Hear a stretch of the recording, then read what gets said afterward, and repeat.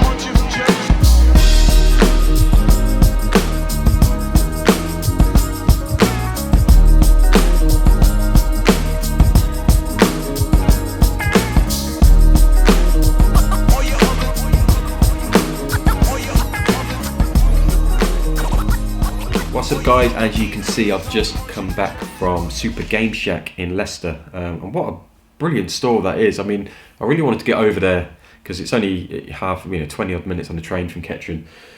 Really wanted to get over there because obviously not been able to get to any sort of gaming conventions or anything much in the last couple of years, and obviously the ones that are any good are right up north, and I know the real hardcore people will make that journey, but you know, I can't commit to that at the moment.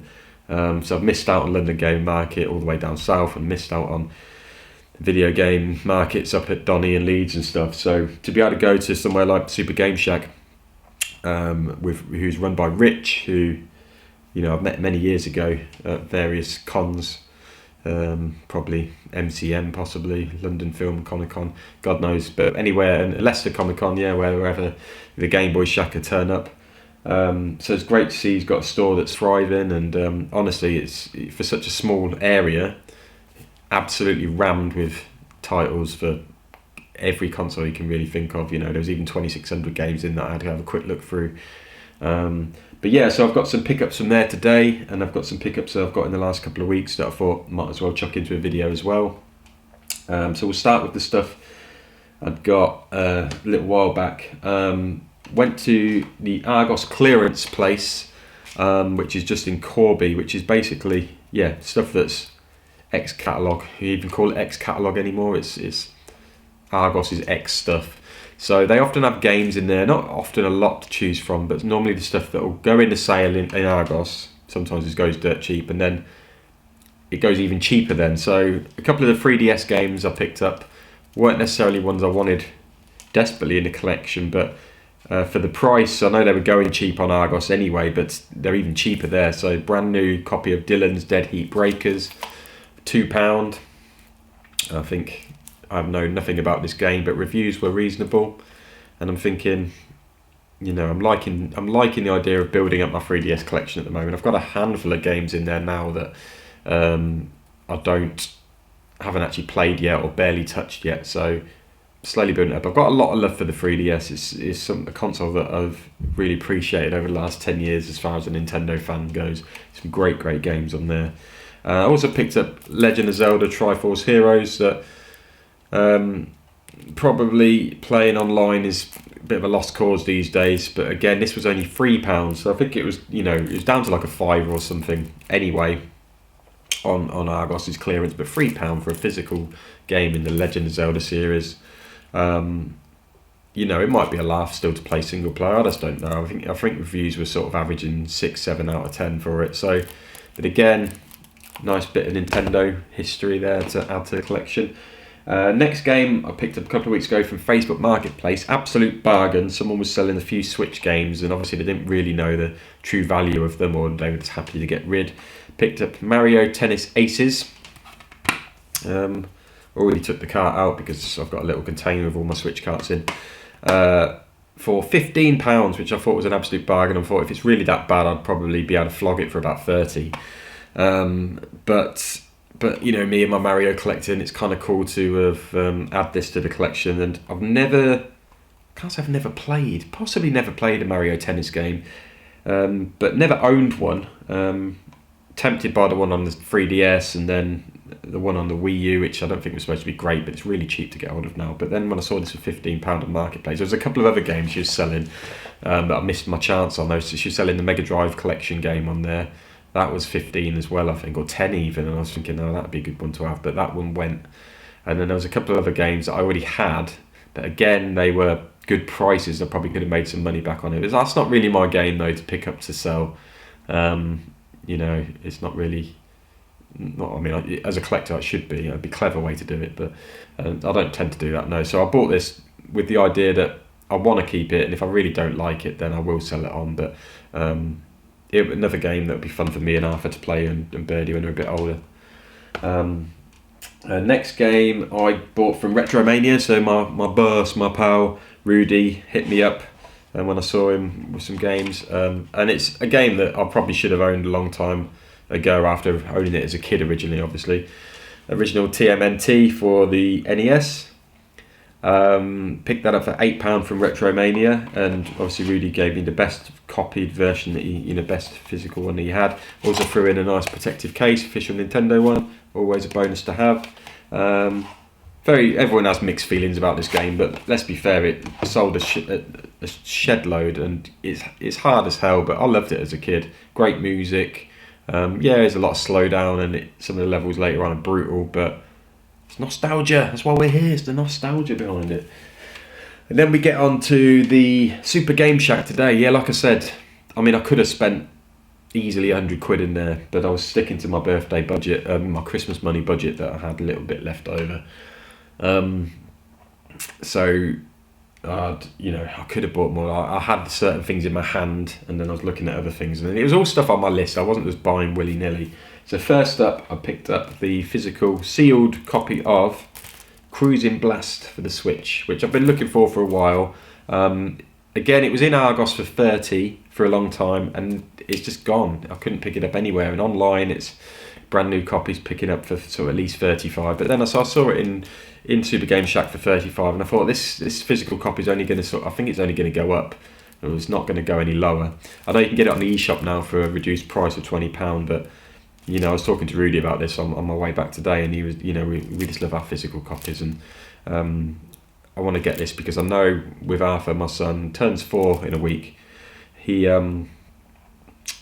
loved playing this at the arcades. We'd just be spinning around, making. I'd be pushing the accelerator for him, but he'd be doing the steering. The good thing about this is I think it has a similar thing with like Mario Kart 8, where you have the auto accelerate and stuff. So it might help him with the steering wheel that we've got for the Switch as well. So I might do a video on this when I've got the wheel set up, so we can have a look. But yeah, a lot of fun in the arcade, absolute manic game, and I needed to add the physical copy to my collection for that. Then we have an NES game, Chip 'n Dale Rescue Rangers. Funnily enough, I never did actually own this as a kid, but my mate Tim did, and used to play it a lot around here. So I really love this game. It's a really cool platformer. Everyone says it's easy, but I'm just really not that very good at it. So I'd like to get back into playing that. £12 I thought was reasonable price because of the new film coming out, and I was looking on eBay thinking I want to get this game soon. And then there's the new Chip 'n Dale movie coming out, and my guess is that all old stuff like this is just going to skyrocket in price. I don't know why they still haven't released the Disney Saturday Afternoon Collection or whatever it's called on the Switch yet, because that has all the cool Disney 8-bit games on. But yeah, Chip 'n Dale Rescue Rangers, great game. £12, thought that was decent. Fun good, always exciting to add to the NES collection because it's been not been touched, not been added to for a long time. So we had to get Turtles and Chip 'n Dale. Great to add to that. Another one that's been on my list for a while, the game I used to own, NBA Jam Extreme on the PS1. Picked it up for £7, thought that was a good deal. It was good because he also had a version without any instructions mentioned on the label for the same price. So I'd grabbed that originally and then spotted another copy because obviously someone had messed up the alphabetical order. And I thought, score, I'd get one with the instructions as well. looks in great condition. You know, our PS1 games can get cracked and battered quite easily. So that's another thing about Super Game Shack. Rich keeps his stuff in nice protective cases, as if you were buying it from a con or something like that. So yeah, that's. I mean, again, I look back on the reviews for this, and it's very bang average reviews. I think everyone just really loves the 16-bit and arcade original of NBA Jam, but this is a 3D entry, and it's perfectly fine, perfectly playable, and it holds nostalgia for me because me and my mate Tugboat used to play this a lot. Remember picking it up in Choices, I think, the video shop, 1999 back in the day. And then another one which I've added, which is actually in a PC sort of gaming case, or it's just the way the cases were back then, because some of them were in weird cases. Actua Soccer, which was £1, but Rich actually threw it into me for free because of all the other stuff I bought. It doesn't have a cover, it's just the instruction manual as the cover, but I've actually been looking for this at gaming conventions and stuff over the years, because it's a game I had as a kid. It's going to play awfully now. I'm well aware this game won't play very well, but it was the first 3D football game I played, and I was just astounded by how it played, and it had proper commentary. It had Barry Davis on it, I think, and it's kind of weird. The camera swoops. I know you can do different cameras, but the camera swoops and then cuts to like a third-person view of you with the ball and stuff, if I remember right. And I don't think it plays that well at all now, but it's part of what I grew up with, and I wanted to own it again. So it was only £1 anyway. I was happy to pay that, and Rich threw that in for free because I'd spent the 50 odd quid elsewhere. So that's my pickups lately. So a little bit from all the generations, from the 8-bit to the 32, and then the more recent stuff as well. Yeah, man, it's definitely check out Super Game Shack in Leicester if you get a chance. It was worth me making the small trip over. Obviously, the place is top to toe of games for all the consoles you can think of, and then the rarer stuff in the shelves. He's got other stuff behind the counter that you can ask to get a look at. But yeah, check that place out. And thank you for watching, and we'll catch you guys soon.